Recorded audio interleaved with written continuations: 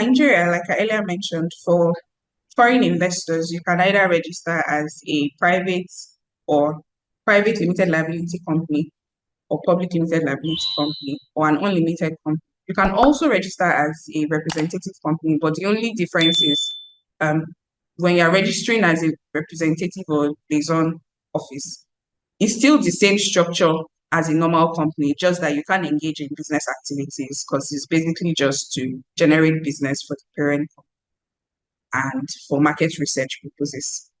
You can also register with any of the free trade zones in Nigeria. People usually do that, or most foreigners do that, in order to enjoy tax benefits and some other incentives. So, straight to the requirements for registration. Basically, it's just the personal details of the officers of the company and also of the company, such as a name. So the very first thing we do in Nigeria, and I would also like to state that in Nigeria, registration of companies is done online. So you make use of documents or details, e-copies most of the time. So we need a name because it's very important for registration in Nigeria.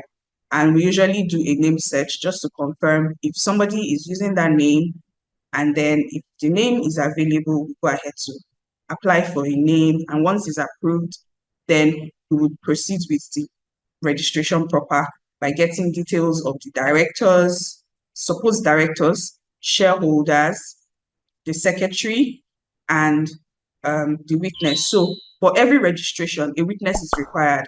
So a witness is basically just a normal witness. It doesn't mean that the person has a stake in the company or the person is allotted a particular amount of shares. No, it's just somebody to witness the registration of such a company. So, and a company can have just one director, but we usually advise two directors because of operational purposes. So sometimes you might want to get a license or you might want to get something, and if one person is not available, then you're left handicapped.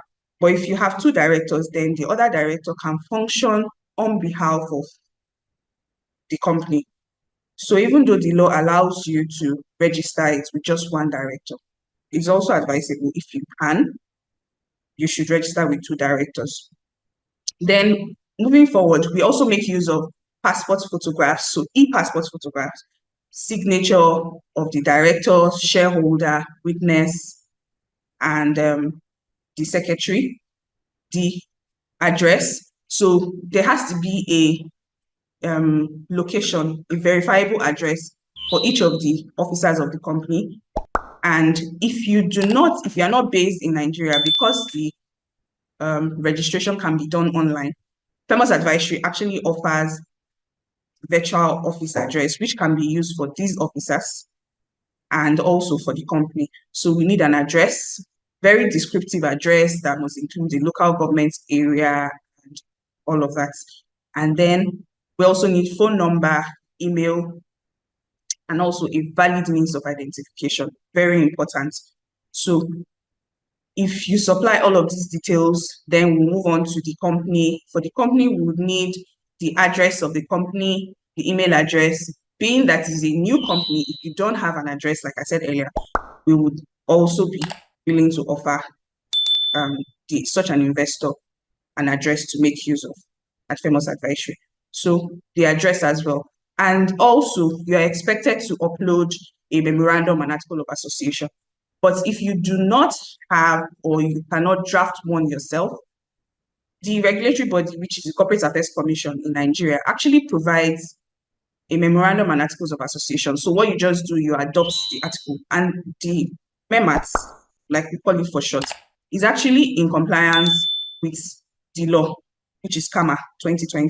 So you don't need to be worried that, oh, it doesn't cover certain areas. Actually in compliance with the law.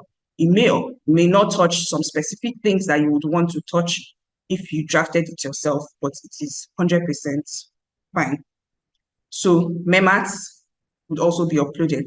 And then for the shareholding, there are people we call persons of significant control in Nigeria. So typically it's the shareholders that owns a company. So when somebody owns 5% and above or is allocated 5% and above shares in a company, such person is referred to as a person of significant control. So once all of these details are uploaded, and then also the details of the person who is carrying out the registration on your behalf would also be uploaded. Then if it's a representative company, you would also be required to upload the certificates of the parent company, certificate of incorporation of the parent company. So those are basically the details that are required for registration of companies in Nigeria.